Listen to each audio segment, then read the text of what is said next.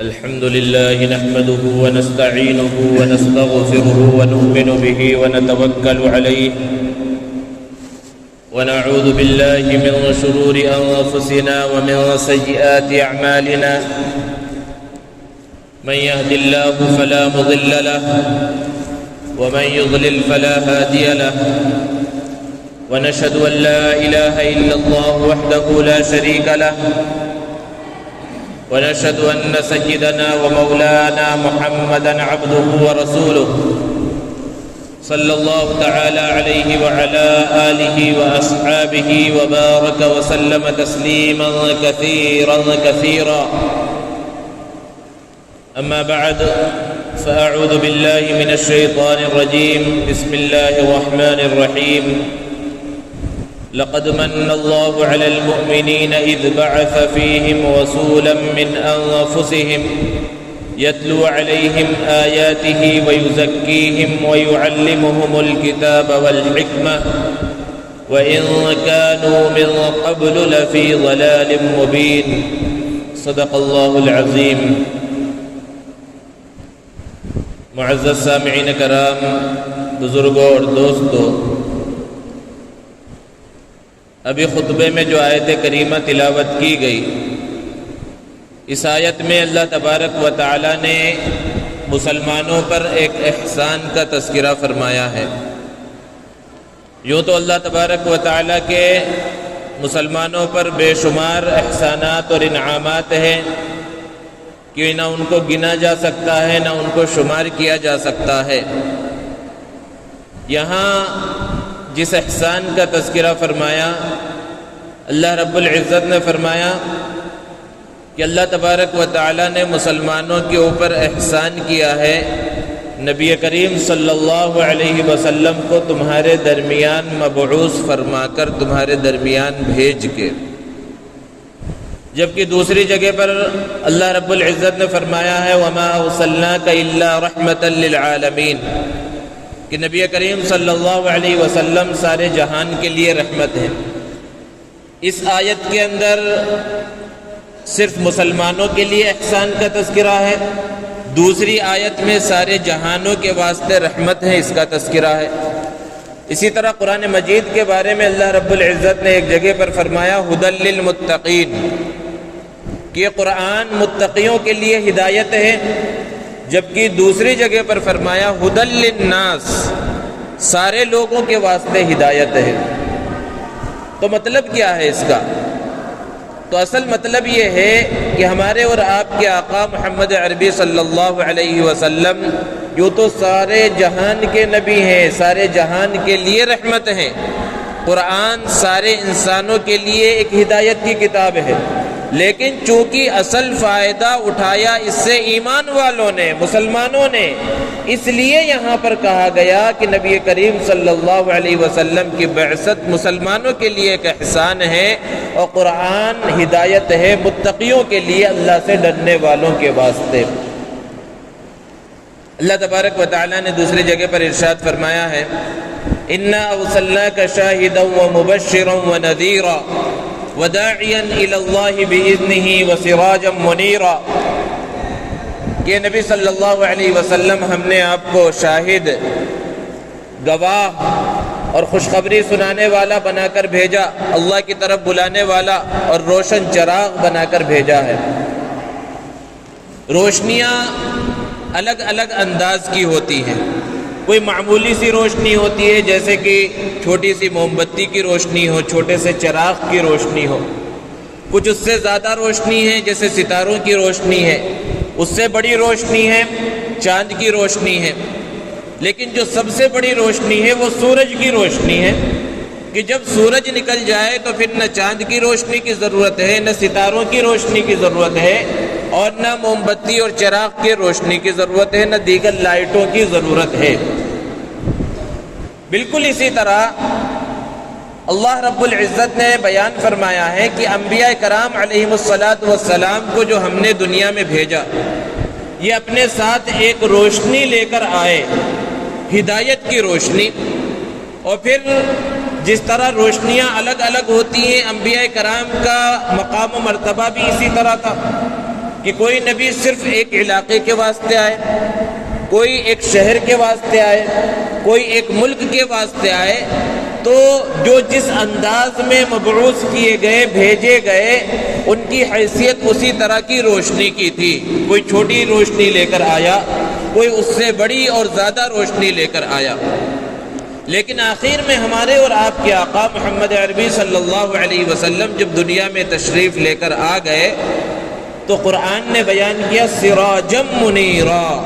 سراج کے اصل معنی تو چراغ کے ہیں، لیکن مفسرین نے بیان فرمایا یہاں سراج کا مطلب سورج ہے، کہ نبی کریم صلی اللہ علیہ وسلم ایک روشن سورج بن کر آ گئے، کہ جب روشن سورج نکل گیا تو نہ چاند کی ضرورت، نہ ستاروں کی ضرورت، نہ دیگر روشنیوں کی اب ضرورت ہے۔ اب اگر سورج نکلا ہوا ہو، دوپہر کا وقت ہو جب دنیا بالکل منور ہے، روشن ہے، ایسے وقت میں کوئی چراغ کی روشنی سے روشنی حاصل کرنا چاہے، چھوٹے سے بلب کی روشنی سے روشنی حاصل کرنا چاہے، دنیا اسے بے وقوف کہے گی۔ بالکل یہی حال ہے رسالت کا اور نبوت کا، کہ جب اللہ کے رسول صلی اللہ علیہ وسلم تشریف لے کر آ گئے، سارے انبیاء کی رسالتیں اب منسوخ ہو گئیں۔ سب کی عزت، سب کا احترام کرنا ضروری ہے، سب پر ایمان لانا ضروری ہے، سارے انبیاء پر۔ اگر ایک مسلمان کسی ایک نبی کی توہین کر دے، کسی ایک نبی پر ایمان نہ لے کر آئے، وہ ایمان کے دائرے سے خارج ہو جائے گا۔ لیکن جو اب مسئلہ چلے گا وہ کس کا؟ نبی کریم صلی اللہ علیہ وسلم کا۔ جو شریعت چلے گی وہ کس کی؟ وہ محمد عربی صلی اللہ علیہ وسلم کی شریعت چلے گی۔ قرآن مجید کی جو مکی صورتیں ہیں، آپ اگر قرآن مجید کی مکی صورتوں کا مطالعہ کریں، پڑھیں، تو پتہ چلے گا کہ مکی صورتیں جو 13 سالہ مکی دور میں ہجرت سے پہلے جو نازل ہوئی ہیں، ان میں عموماً اللہ رب العزت نے 3 طرح کے مضامین کو بیان فرمایا۔ پہلا مضمون توحید کا مضمون ہے، گزشتہ جمعہ میں توحید کے بارے میں بیان کیا گیا، اور دوسرا جو مضمون ہے وہ رسالت کا مضمون ہے، نبوت کا مضمون ہے، کہ اللہ کو ایک ماننا ہے، اور وہ اللہ کو ایک ماننا ہے، اس کی تعلیم دینے کے واسطے اللہ تبارک و تعالیٰ نے نبیوں کے سلسلے کو جاری فرمایا، اور یہ سلسلہ چلتا رہا۔ اور تیسرا مضمون وہ آخرت پر ایمان لانے کا مضمون ہے، کہ اس دنیا کے ختم ہونے کے بعد ایک اور نئی دنیا ہے، اس دنیا پر سب معاملہ ختم نہیں ہو جائے گا، یہ آخرت ہے۔ ان 3 مضامین کو اللہ رب العزت نے پورے قرآن مجید کے اندر جگہ جگہ میں الگ الگ انداز میں، الگ الگ اسلوب میں بیان کیا ہے۔ جو بھی نبی آئے وہ اسی بات کی دعوت دیتے رہے، ان اعبدوا اللہ واتقوہ واطیعون، کہ دیکھو اللہ کی عبادت کرو، اللہ کی عبادت کرو، اللہ سے ڈرو، اور میری اطاعت کرو، مجھے نبی بنا کر، رسول بنا کر بھیجا گیا ہے۔ وما اسألکم علیہ من اجر، میں تم سے پیسے نہیں مانگتا، میں تم سے اجرت نہیں مانگتا، اجرت دینے والی ذات وہ اللہ رب العزت کی ذات ہے۔ تو انبیاء کرام علیہ السلام کا بنیادی مقصد دنیا میں آنے کا یہی تھا، وہ یہی پیغام دیتے رہے، یہاں تک کہ ہمارے اور آپ کے آقا محمد عربی صلی اللہ علیہ وسلم تشریف لائے۔ آپ صلی اللہ علیہ وسلم کی بعثت کا مقصد کیا تھا؟ آپ صلی اللہ علیہ وسلم کے دنیا میں بھیجے جانے کا مقصد کیا تھا؟ اگر حضور اکرم صلی اللہ علیہ وسلم کی بعثت کا مقصد ہم صحیح طرح سے سمجھ لیں گے تو دیگر انبیاء کی بعثت کا مقصد بھی اچھے سے سمجھ میں آ جائے گا۔ اللہ کے خلیل حضرت ابراہیم علیہ السلام، اللہ تبارک و تعالیٰ نے ان کو بہت سارے امتحانات کے اندر ڈالا، اور وہ سارے امتحانات میں کامیاب ہوتے چلے گئے، ان سب کی تفصیل کا موقع نہیں ہے۔ ایک بڑا امتحان جو حضرت ابراہیم علیہ السلام کا ہوا، کہ جب بڑھاپے کی عمر میں حضرت اسماعیل علیہ السلام کی شکل میں اللہ تعالیٰ نے ایک بیٹا عطا فرمایا، تو حکم ہوا کہ انہیں ایک بے آب و گیاہ وادی میں چھوڑ دو، جہاں نہ پانی کا نام و نشان ہے، نہ ہریالی کا نام و نشان ہے، نہ انسان اور جانوروں کا نام و نشان ہے، اور شاید انسانوں کی زبان پر اس علاقے کا اس وقت تک کوئی نام بھی نہیں تھا۔ اللہ کے حکم کو پورا کیا، وہاں چھوڑ دیے، اور پوری تفصیل کا موقع نہیں، بہرحال حضرت اسماعیل علیہ السلام وہیں پر بڑے ہوئے، اور پھر جب بڑے ہو گئے پھر حضرت ابراہیم علیہ السلام سے ملاقات ہوئی۔ اب ایک حکم اللہ رب العزت نے دیا، کیا حکم تھا؟ کعبۃ اللہ کی تعمیر کا حکم دیا کہ باپ بیٹے مل کر وہ اللہ کا گھر جو پہلے سے موجود تھا اور زمانے کے گزرنے کی وجہ سے اس کے نام و نشان مٹ چکے تھے، انبیاء کرام علیہ السلام اس کا طواف کرتے رہے تھے، اب اس کا نام و نشان باقی نہیں تھا، دوبارہ سے اس کی تعمیر کریں۔ اب باپ بیٹے مل کر خانہ کعبہ کی تعمیر میں لگ گئے اور اس کعبۃ اللہ کی تعمیر سے فارغ ہو گئے۔ اب جب کعبہ کی تعمیر سے فارغ ہو گئے، سورہ بقرہ میں اللہ رب العزت نے اس منظر کو بیان فرمایا کہ کعبۃ اللہ کی تعمیر سے فارغ ہونے کے بعد کیا ہوا؟ خوش فہمی کے اندر مبتلا نہیں ہوئے کہ میں نے یہ کر لیا اور میرے ذریعے اتنی بڑی عمارت کی تعمیر ہو گئی جو زمانے سے ختم ہو چکی تھی، بلکہ باپ اور بیٹے نے مل کر کیا مانگا، کیا دعا کی؟ ربنا تقبل منا انک انت السمیع العلیم، کہ پروردگار آپ کے حکم سے ہم نے جو یہ عمارت بنائی ہے اس کو قبول فرما۔ اس سے امت کے واسطے اور پورے مسلمانوں کے واسطے ایک سبق ہے کہ آدمی بڑے سے بڑے کام کو انجام دے لے، بڑی سے بڑی عبادت کر لے تو اسے قبولیت کا پختہ یقین نہ ہو، بلکہ اللہ سے قبولیت کی دعا کرے کہ پتہ نہیں اللہ قبول کرے گا یا نہیں کرے گا، اور اگر قبول ہی نہیں ہوا تو سب کچھ بیکار ہے۔ تو کوئی بھی بڑا کام جب انسان کرے اس کے بعد جو دعا مانگے اللہ رب العزت اس دعا کو قبول فرماتے ہیں، تو اس وقت پہلے اس کام کی قبولیت کی دعا مانگی، پھر اس کے بعد دیکھیے کیا انداز ہے دونوں باپ بیٹوں کا جو نبی ہیں، دعا کی ربنا وجعلنا مسلمین لک، کیسے عظیم فرما بردار تھے دونوں۔ آپ بارہا واقعات میں سن چکے کہ جب ذبح کرنے کا حکم ہوا بلا جھجک بیٹے کو ذبح کرنے کے واسطے لے کر چل پڑے ہیں، لیکن اس کے باوجود کیا دعا کر رہے ہیں؟ اے ہمارے پروردگار ہم دونوں کو اپنا فرما بردار بنا دے۔ اتنے فرما بردار ہونے کے باوجود بھی دعا کیا ہو رہی ہے؟ ہمیں اپنا فرما بردار بنا دے اور ہمارے اولاد میں سے بھی نیک لوگوں کو پیدا فرما، ہماری اولاد کو بھی فرما بردار بنا دے۔ جس دعا کو اصل بیان کرنا مقصد ہے کہ کعبہ کی تعمیر سے فارغ ہونے کے بعد جو دعائیں مانگی ان میں ایک اصل اہم اور سب سے قیمتی دعا جو حضرت ابراہیم علیہ السلام نے مانگی وہ کیا مانگی؟ کہ میرے خاندان کے اندر ایک نبی کو بھیج، اور صرف نبی کو نہیں مانگا، نبی کے بھیجے جانے کے مانگنے کے ساتھ ساتھ نبی کے کام کو، ان کے مقصد کو بھی مانگ لیا اور دعا کی ربنا وابعث فیہم رسولا، کہ اے ہمارے پروردگار ایک رسول ان میں سے بھیج، اور وہ رسول کیسا ہو؟ یتلو علیہم آیاتک، جو آپ کی آیتوں کی تلاوت کرے۔ یوں تو حضرت ابراہیم علیہ السلام کے خاندان میں روایتوں میں 70,000 نبی آئے، لیکن حضرت ابراہیم علیہ السلام کے دو بیٹے تھے، ایک حضرت اسحاق علیہ السلام، دوسرے حضرت اسماعیل علیہ السلام۔ جتنے دیگر انبیاء آئے وہ سب کے سب حضرت اسحاق علیہ السلام کے خاندان میں آئے، جنہیں بنی اسرائیل کہا جاتا ہے، اور ان کا اختتام حضرت عیسیٰ علیہ السلام پر ہوا۔ حضرت اسماعیل علیہ السلام کے خاندان میں کوئی نبی، کوئی پیغمبر نہیں آیا، اور وہ قبولیت کی دعا جو خلیل نے مانگی اللہ رب العزت نے اپنے حبیب کی شکل میں پوری فرمائی۔ کیا مانگا؟ کہ پہلا مقصد نبی کے آنے کا یتلو علیہم آیاتک، کہ جن کے درمیان اس نبی کو بھیجا جائے وہ آپ کی آیتیں ان کے سامنے تلاوت کرے۔ نبی کریم صلی اللہ علیہ وسلم کی بعثت کا پہلا مقصد قرآن مجید کی تلاوت ہے۔ عام طور پر کہا جاتا ہے کہ بھئی قرآن کا اصل مقصد قرآن کو سمجھنا ہے، بے شک سمجھنا، اور قرآن یہ سمجھنے کے لیے ہی نازل کیا گیا، لیکن اس کا ہرگز یہ مقصد نہیں ہے کہ تلاوت کی کوئی اہمیت نہیں ہے۔ اگر تلاوت کی اہمیت نہ ہوتی تو اللہ رب العزت خاص اس مقصد کو کہ نبی کریم صلی اللہ علیہ وسلم کے دنیا میں بھیجے جانے کا پہلا مقصد یتلو علیہم آیاتک، آپ کی آیتوں کی تلاوت کریں، یہ نہ بیان کیا ہوتا۔ بہت سے لوگ حفاظ کرام جو چھوٹے چھوٹے بچے مدرسوں کے اندر حفظ قرآن کرتے ہیں، ان پر طنز کرتے ہوئے، مسلمان ہی ہیں وہ، کہتے ہیں ارے بھیا اسے طوطے کی طرح رٹنے کا کیا فائدہ؟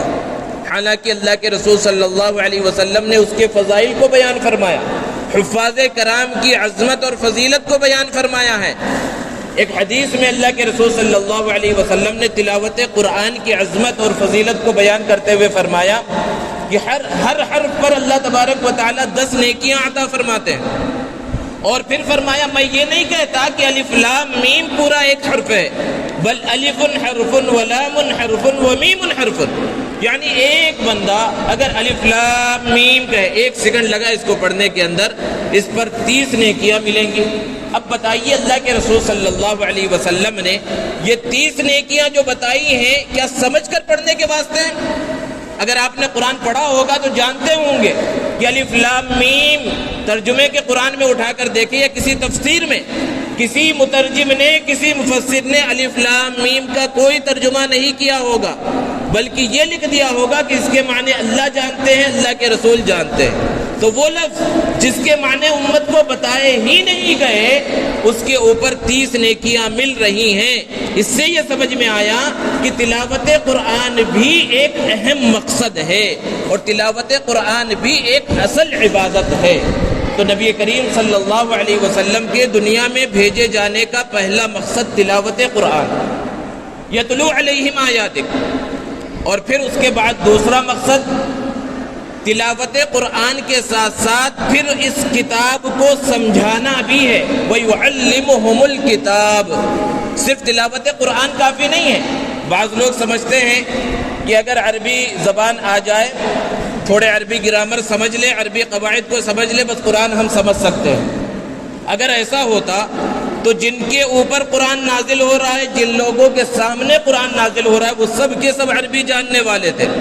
حضرت جبرائیل قرآن لے کر آ گئے، اللہ کے رسول صلی اللہ علیہ وسلم نے صحابہ کو سنا دیا، بس کافی ہو جاتا، تعلیم کی ضرورت ہی نہ پڑتی۔ لیکن قرآن کیا کہہ رہا ہے؟ یتلو علیہم آیاتک ویعلمہم الکتاب، تلاوت بھی کریں، پھر اس کتاب یعنی قرآن مجید کو انہیں سمجھائیں بھی، حالانکہ وہ عربی جاننے والے ہیں، عربی قواعد کو جاننے والے ہیں، عربی گرامر کو جاننے والے ہیں، اس کے باوجود انہیں تعلیم کا حکم دیا جا رہا ہے۔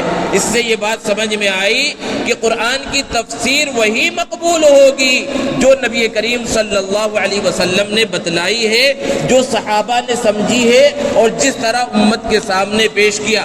ہر کوئی ایرا غیرہ اپنی عقل کے ذریعے قرآن مجید کی تفسیر کرنے لگے تو وہ تفسیر مقبول نہیں ہوگی۔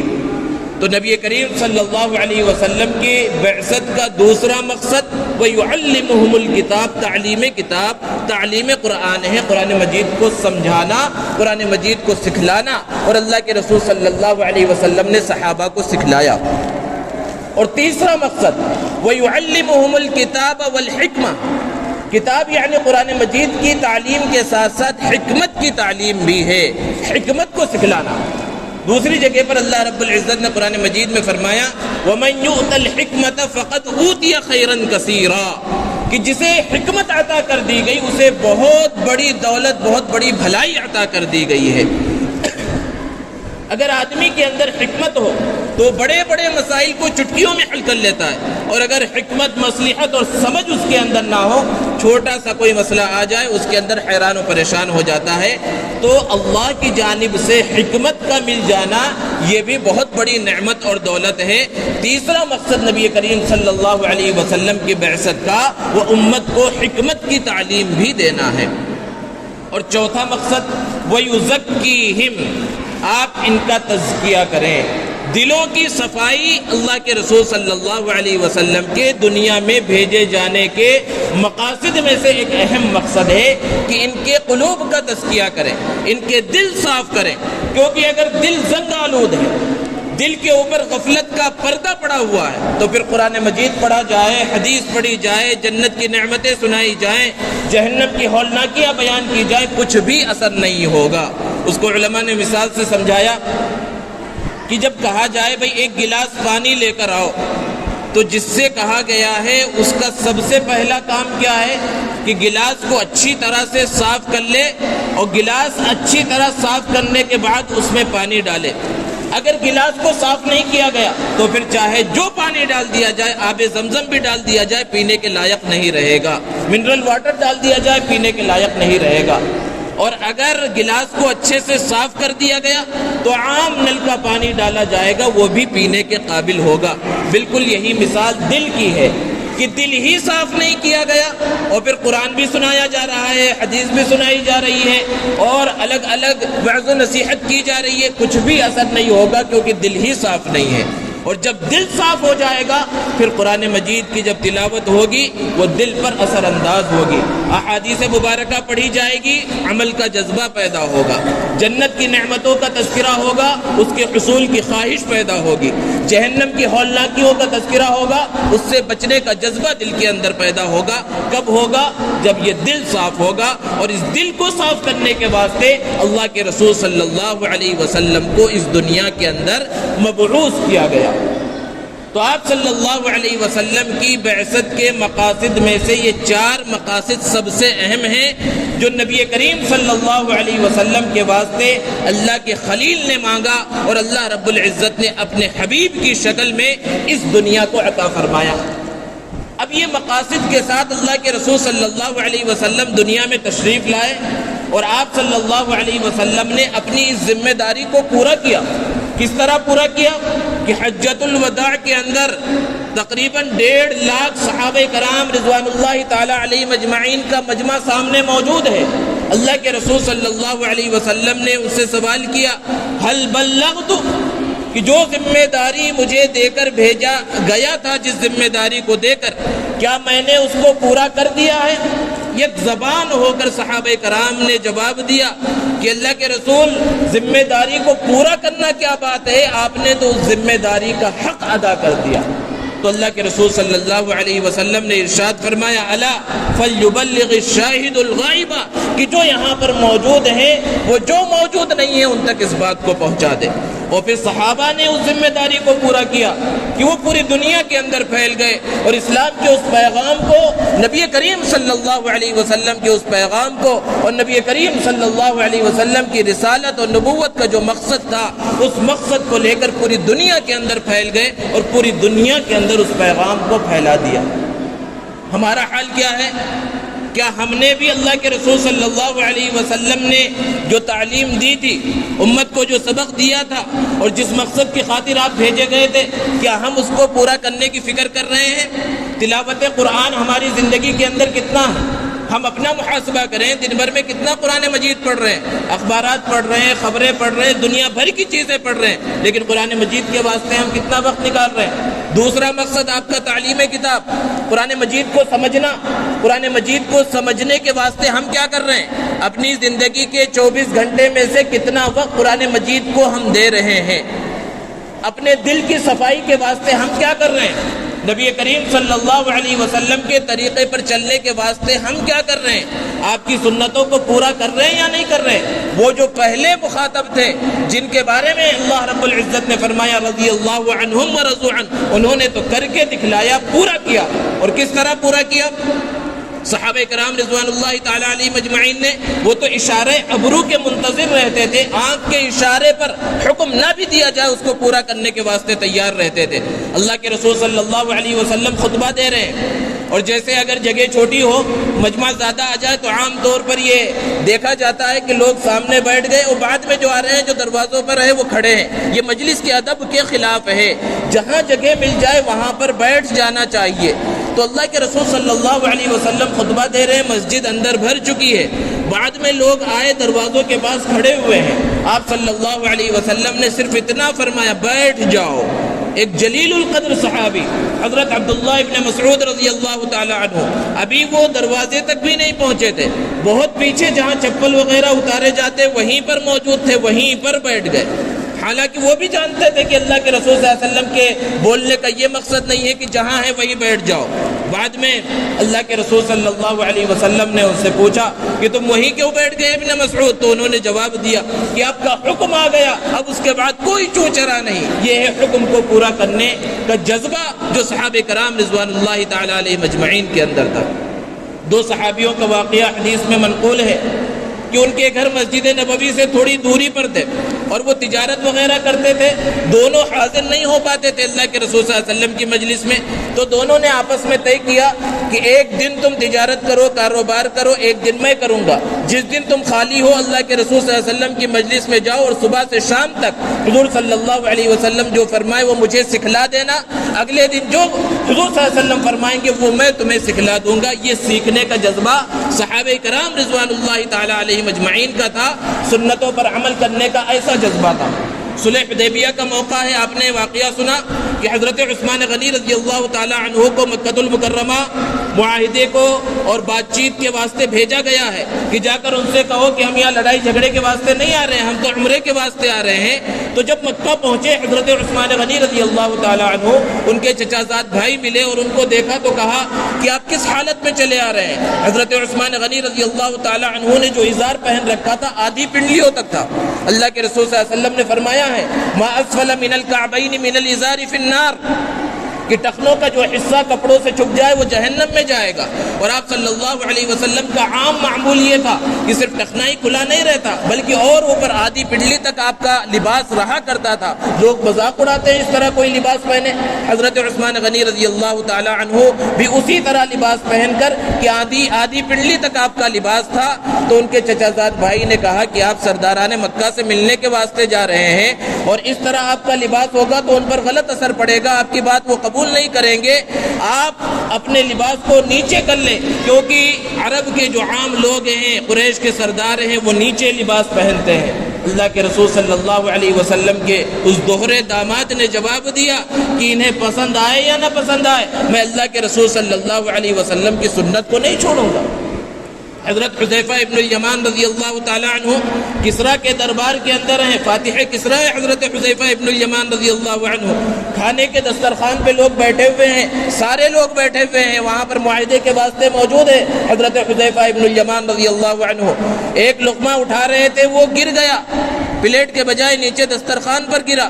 حضرت حذیفہ ابن الیمان رضی اللہ تعالی عنہ اس لقمے کو اٹھانے لگے، بازو سے کسی نے کوہنی ماری اور کہا کہ ان لوگوں کی عزت دار لوگ بیٹھے ہوئے ہیں، ان لوگوں کے سامنے ایسا عمل کریں گے تو آپ کی عزت ختم ہو جائے گی، آپ کو کوئی مقام و مرتبہ نہیں دیں گے، لوگ کیا سمجھیں گے کہ کتنے بھوکے ہیں، ایک لقمہ بھی نہیں چھوڑ رہے ہیں۔ جو بات حضرت حذیفہ رضی اللہ تعالی عنہ نے بیان فرمائی آب ذر سے لکھے جانے کے قابل ہے، فرمایا اَأَتْرُكُ سُنَّةَ رسول اللہ صلی اللہ علیہ وسلم لِهَؤُلَاءِ الْحُمَقَاءِ، کیا ان بے وقوفوں کے واسطے میں حضور صلی اللہ علیہ وسلم کی سنت کو چھوڑ دوں؟ پیارے آقا صلی اللہ علیہ وسلم نے یہ فرمایا ہے کہ کھانے کے درمیان اگر لقمہ گر جائے اور صاف کر کے کھانا ممکن ہو تو اس کو اٹھا لیا جائے، یہ اللہ کے رسول صلی اللہ علیہ وسلم کی سنت ہے، انہیں برا لگتا ہے برا لگتا رہے۔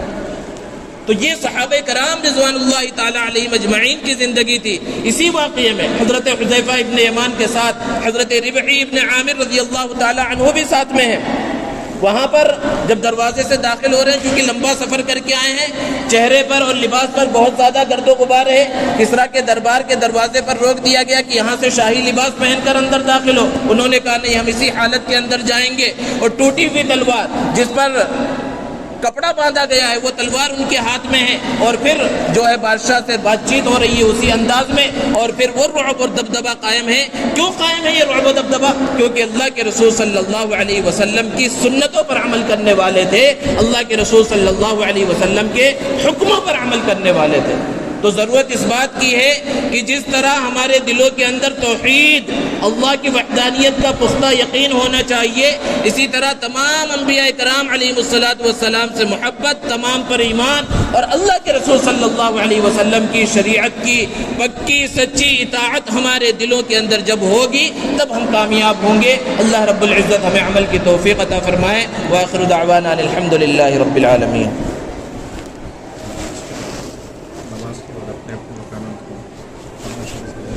ابھی بولتا ہوں دعا کریں۔